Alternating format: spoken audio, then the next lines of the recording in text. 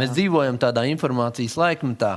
Un agrāk nevajadzēja tik ļoti daudz izšķiršanas spējas. Aizej uz baznīcu, baznīcā vai draudzē, tev viss pamāca, tu aizej uz mājām, apspried ar savu ģimeni. Tagad ir ļoti, mēs dzīvojam 24/7, var teikt, informācijas pieejamībā. Un tā informācija visu laiku mums ir pieejama.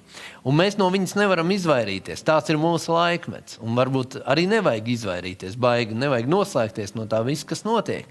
Bet tagad, kā nekad agrāk, mums vajag tādu spēju, kā izšķiršanas spēju, jeb, kā varētu teikt, Bībeles 1. vēstules korintiešu vārdiem, gara izšķiršanas spēja. Nevairs tikai izšķirt garu, kas atrodas otrā cilvēkā, bet arī izšķirt to informāciju, kas skan no tā, ko mēs klausāmies, ko mēs uzņemam.